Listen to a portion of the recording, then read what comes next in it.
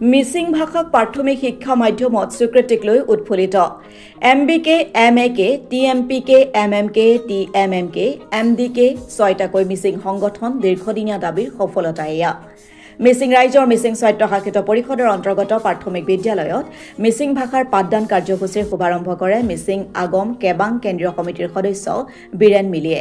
আজি 26 নং জিয়া ভৰলী মিচিং অটোনমাস কাউন্সিলৰ অন্তৰ্গত টৌভঙা প্ৰাথমিক বিদ্যালয় চিলনিপাম প্ৰাথমিক বিদ্যালয় 2 নং ধাৰিকাটি প্ৰাথমিক বিদ্যালয়ত পাঠদান কাৰ্যসূচীৰ শুভাৰম্ভ কৰা হয় উক্ত অনুষ্ঠানত উপস্থিত থাকে ভৰলী মিচিং আগম কেবাং সভাপতি বিনোদ মিলি জ্যেষ্ঠ সমাজকৰ্মী খগ্ৰেশ্বৰ পায়েং MMK কেন্দ্ৰীয় কমিটিৰ সদস্য পদেশ্বৰ মিলি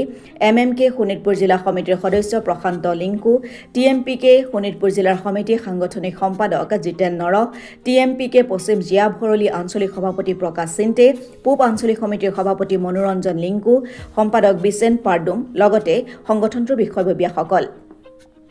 মিচিং স্বায়ত্তশাসিত পৰিষদ এলেকাৰ 11খন জিলাৰ 200 প্ৰাথমিক বিদ্যালয়ত আজি দিনটোত ছাত্ৰ-ছাত্ৰীসকলৰ মাজত পাঠদান কাৰ্যসূচীৰ শুভাৰম্ভ কৰা হয় অসম চৰকাৰৰ মাননীয় মুখ্যমন্ত্ৰী আৰু সন্মানীয় আমাৰ শিক্ষামন্ত্ৰী ডক্টৰ ৰমেশ পেগু ছাৰ আৰু লগতে আমাৰ মিচিং অটোনমাস কাউন্সিলৰ মুখ্য কাৰ্যবাহী সদস্য সমানন্দ চাহিয়া ছাৰ তেখেতসকলক আমি ধন্যবাদ জনাইছোঁ যে আমি মিচিং ভাষা যিটো মাধ্যম আজি 2 এপ্ৰিল তাৰিখে 26 নং জিয়া ভৰলী পৰিষদীয় সমষ্টিত আজি 3খন বিদ্যালয়ত আমি আৰম্ভ কৰিছোঁ এই বিদ্যালয়সমূহত আমাৰ ল'ৰা ছোৱালীয়ে যিখিনি মিচিং ভাষা হিচাপে মাধ্যম হিচাপে পঢ়িব লাগে সেইটো এই সুবিধাটো ৰাষ্ট্ৰীয় যিটো শিক্ষানীতি অসম চৰকাৰে আমাক এই সুযোগটো দিয়াৰ কাৰণে আমি অতি আনন্দিত হৈছোঁ জনগোষ্ঠীটো জীয়াই থাকিবৰ কাৰণে অসমৰ জনজাতি হিচাপে আমি দ্বিতীয় জনগোষ্ঠী গতিকে এই জনগোষ্ঠীটোক জীয়াই ৰাখিবৰ কাৰণে অসমত মাধ্যমটো আমাৰ প্ৰয়োজন আছে আৰু সেই মাধ্যমটো জীয়াই ৰাখিবৰ কাৰণে আমি সকলো ষ্টুডেণ্টৰ আমাৰ ছাত্ৰ ছাত্ৰীৰ অভিভাৱকসকলক আজি আমি আবেদন জনাইছোঁ যে স্কুলখন বা এই মাধ্যমটো জীয়াই ৰাখিবৰ কাৰণে সকলোৱে প্ৰচেষ্টা হাতত ল'ব লাগিব গতিকে আহি থকা দিনত অসম চৰকাৰক আমি পুনৰবাৰ যিখিনি আমাৰ প্ৰয়োজনীয় মাধ্যম আছে এই মাধ্যমবোৰো পূৰণ কৰিব বুলি আমি আশা কৰিছোঁ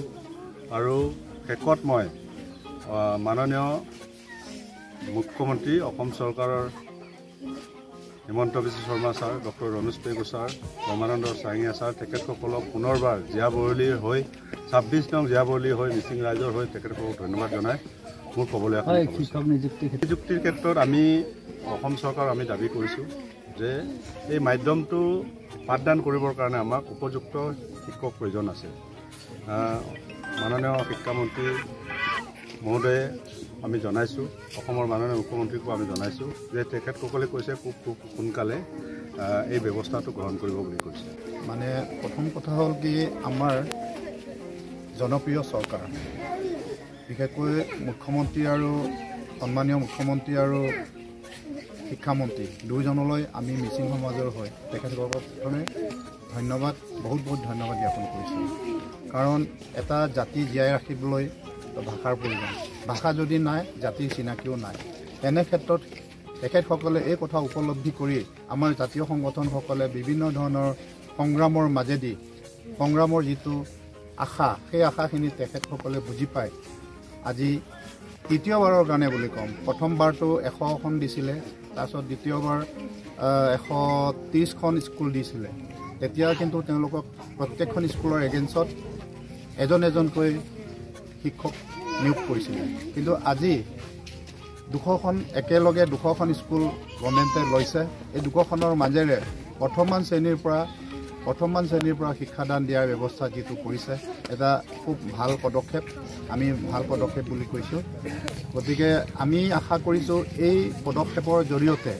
আমাৰ ল'ৰা ছোৱালীখিনিৰ লগতে আমি অলপ বয়োজ্যেষ্ঠ ব্যক্তিসকলেও যে ভাষাটোক নিজৰ বুলি ক'বলৈ বা জানিবলৈ ইচ্ছা কৰিব বুলি মই আশা ৰাখিছোঁ মই সেইখিনি শেষত দুয়োজন ছাৰলৈ মুখ্যমন্ত্ৰী ছাৰ আৰু শিক্ষামন্ত্ৰী ছাৰলৈ ধন্যবাদ জ্ঞাপন কৰিলোঁ ব্যুৰ' ৰিপৰ্ট অসম টুডে।